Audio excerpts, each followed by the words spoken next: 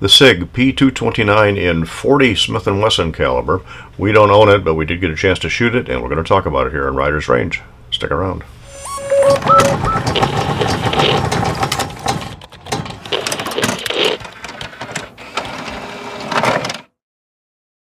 I want to welcome you to Rider's Range. If you've watched this channel for any length of time, you know that I'm a 1911 guy, but I also carried a Glock on duty for more than half of my career. And actually for most of that, it was a 40 caliber Glock. At the time that my department went to Glocks, neighboring departments were going to the SIG. Even the state, I believe the state police and the State Department of Natural Resources went to the SIG and the 226. I went to the SIG Armorers course because a lot of the folks coming through the police academy were carrying SIGs. I needed to know how to fix them, and just never had a chance to own it. I do own a couple other SIGs, but not the 226, 229 variants. The 229 actually came out in about 1992. It was a follow-on to the 228, and it was a little bit different because it had a milled slide instead of a stamp slide, and they needed the strength to be able to handle the 40 Smith & Wesson and 357 SIG calibers that the 229 was offered in, whereas the 228 was only offered in the 9mm.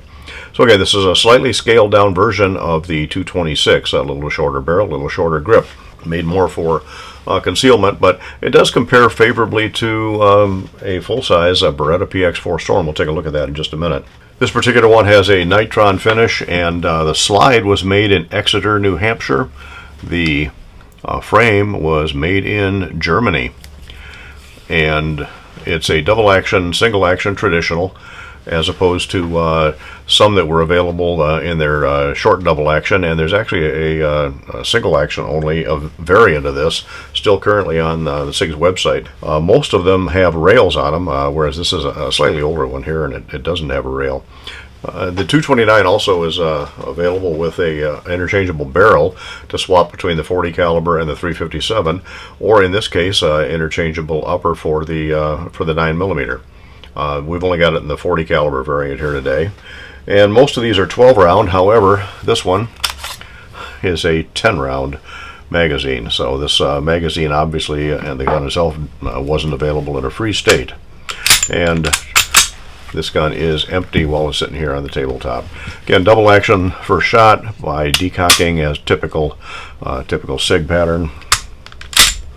And the one problem I occasionally have shooting SIGs is I shoot with a high thumb on my 1911s, with my thumb right on top the safety, and that means that I'm pushing down some on the slide stop lever on this, so it doesn't always lock back on the last shot. 3.9 inch barrel, stainless steel slide, aluminum frame. This particular one came with SIG wraparound rubber type grips, which makes it just a little fatter in the hand, but it feels good with a full-length normal magazine inserted, just right for my medium-sized hands.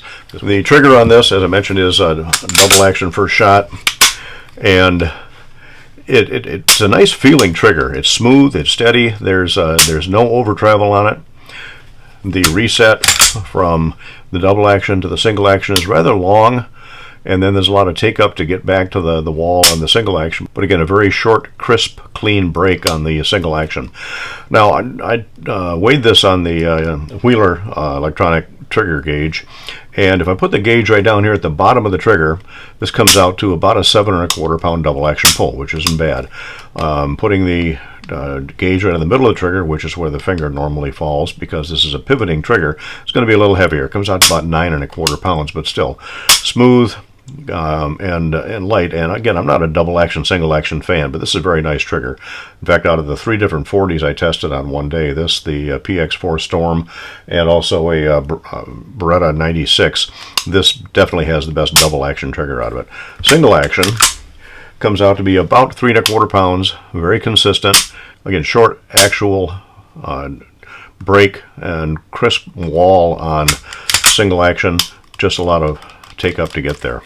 You know, I like to compare different guns, so I of course have to compare it to one that I actually carried for a while, and that is, we'll put the magazines in so that you got the same length on both, and that is the Glock 23. And we did a video earlier on the Beretta PX4 Storm. Now, this is a full size, whereas the others are technically compact. But really, there's a lot of similarities in size, at least between the Sig and the Beretta. Right, so the Beretta is technically, the PX4 Storm is technically a full size, and the barrel length is about the same, slides are about the same length. The big thing that makes the Beretta longer is the built-in beaver tail on the back of it, whereas you don't really have that on the Sig. They're about the same height with the magazine, and the Beretta is just a hair longer. Not a lot, just a hair. And the Beretta, of course, is slimmer. It has a molded polymer grip, whereas the Sig, again, has the rubber wraparound grip on it.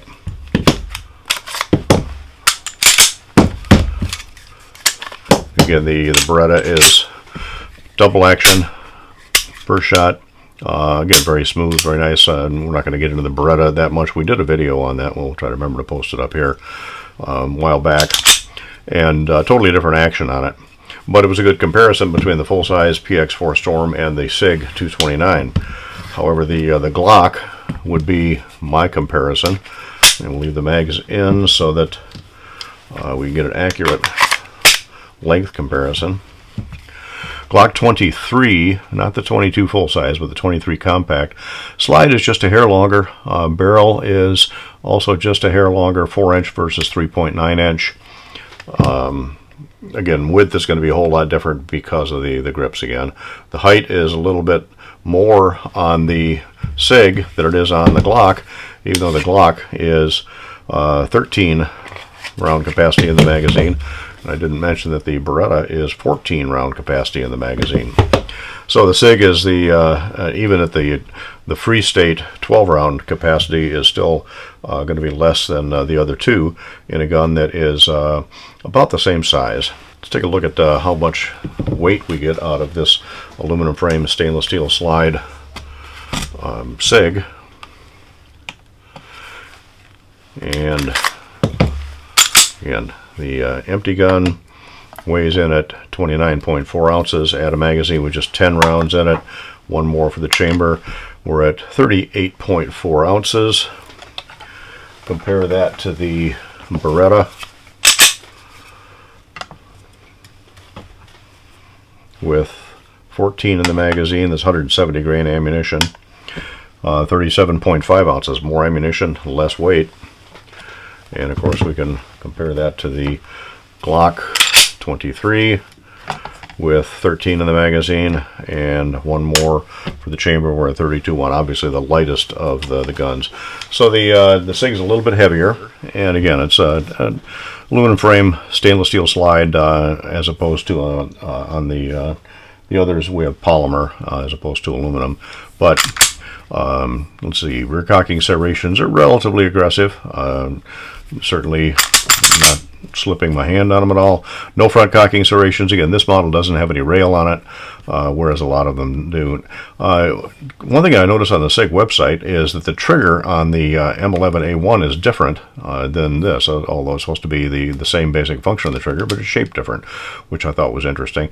And of course, the single action only trigger is a straight trigger. Let's see, magazine release, easy to get to, even with the heavier rubber grips on it. The grips don't really give you much of a mag well, but it does give you just a little bit of an angle to feed the magazine in. Of course, these grips are, they're not heavily textured, and there's no texture, or at least not much texture on the front strap. You don't even feel it when you grab it. But again, the rubber on the grip definitely helps stabilize the gun when I'm shooting it. And how does it shoot? It'll shoot probably better than I can. It struggled a little bit with my hand-loaded ammunition, and I checked every single round through a case gauge to make sure that they didn't have any typical Glock bulge on them. But it struggled just a little bit feeding my hand load. But it ran the factory 165 to 180 grain just fine. And at 12-yard plates, it did everything I needed to do. Now, you will see that it shot just a little bit high and just a hair to the left. And again, if I was just lining up the post and the ball, mounting the beach ball on top of the post there, then that's a little more difficult to get a precise aim on it, but I ignore the whites and look strictly at the blacks. And doing so, I had to really shoot a 6 o'clock hold at 15 yards in order to be able to get it centered. So shooting my typical center hold on a 3-inch target at 15 yards, it was shooting just a hair high left.